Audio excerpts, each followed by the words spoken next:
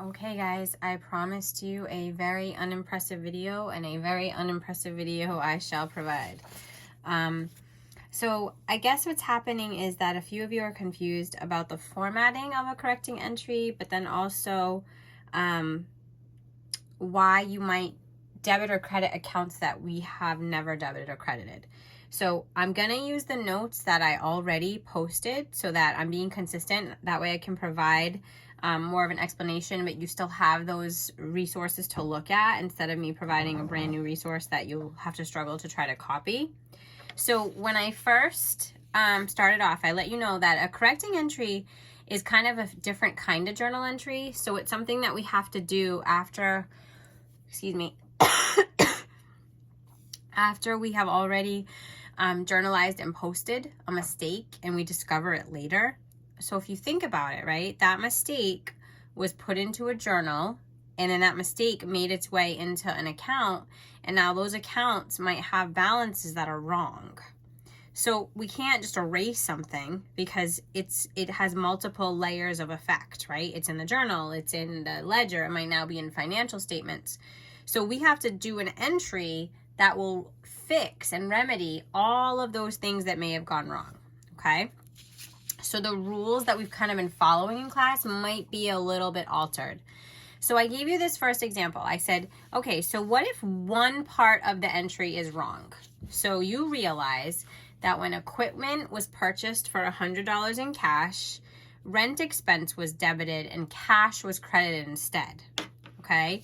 So basically, the transaction was equipment was purchased for cash, but what was recorded in the journal was rent expense debited and cash credited. Okay, so let's think about this. What should we have done? We should have debited equipment and we should have credited cash. But by accident, at some point, somebody debited rent expense and credited cash. So what I want to do is say, did I do any part of this right?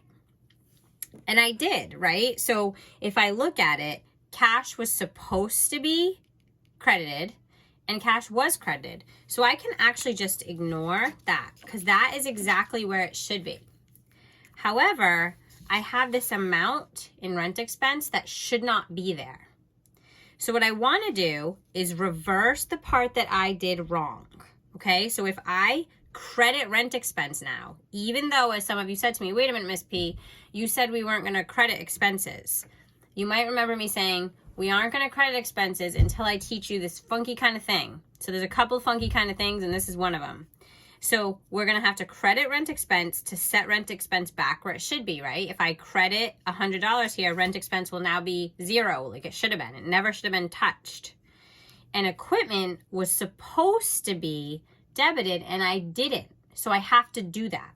So if you follow what I just said, reverse the part that you did that you should not have done, and then do what you were supposed to and never did, then your entry will look like this. Now equipment is debited like it should have been. Rent expense will now be set back to where it was supposed to be, and we don't have to do anything to cash because cash was done right. Okay, so that's the first one. Now, on your assignment, so this little guy, when you guys said, wait a minute, Miss P, you were doing T accounts, and then you gave us these wackadoodle charts. These wackadoodle charts are journals. So, for example, if I was using one of these, I would just write in here, which this is not the answer to this one, but I would just say, okay, so equipment was debited for 100, right? In the last one I just showed you. And rent expense was credited for 100. So it's just a different format, guys. Okay, so instead of doing T accounts, you're writing it in a journal. You're still doing a debit and a credit. Okay, let me talk to you about the next example. And you can pause this video, rewind it, watch it over and over again. That's one good thing about having the video. Excuse me. What if both parts of the entry are incorrect? So you bought supplies on account for $100, but you debited prepaid insurance and you credited cash. So I don't know what you were thinking that day, but this was a major mistake, okay? So what did you do? You debited prepaid insurance and you credited cash. you were supposed to debit supplies and credit accounts payable. So I look at this and I say, okay, this is what I did. I was supposed to do this. No part of what I did is right. Therefore, I'm going to use the same strategy that I said you could use in the last problem. I'm going to look at what I did that I should not have, and I'm going to reverse it, okay? Because I want to cancel that whole thing out, and the only way to do that and put those accounts where they should be is to reverse it. Excuse me. So I'm going to debit cash. Sorry, guys, I'm getting winded. You can probably hear me breathing. And I'm going to credit prepaid insurance, okay? So that reverses this. And then I was supposed to do this. I was supposed to debit supplies and I was supposed to credit accounts payable, and I never did. So in order to fix this, I now have to do that. So this whole thing is your answer. When the whole entry was wrong, when no part of it is right, you actually need two separate entries because you've got to reverse the thing you did wrong and then do what you were supposed to and never did. So again, if I'm doing this in this little table, this journal that I gave to you, again, these are not the answers to the ones on here, but I'm just showing you the format. Then I would write cash and prepaid insurance. And I know you can't see right now. I'll move my hand in 1 second. And then supplies and accounts payable. And so what that's going to do is it's going to set those accounts that I touched and shouldn't have back to where they should have been before I touched them. And then it's going to do what I was supposed to. It's going to fix it, right? It's going to correct it. And this is, again, it's the same thing, debit and credit. It's just you're doing it in a journal instead of in T accounts. And then I believe I had one. Did I have one more for you guys, or was that it?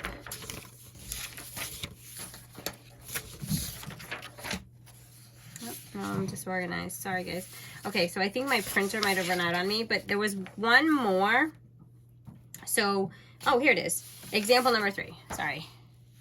What if the error is just that you use the right accounts, but you put them on the wrong sides? So we received $100 cash on account, which, as you know, we should have credited cash and debited cash and credited accounts receivable. But instead, we did the opposite.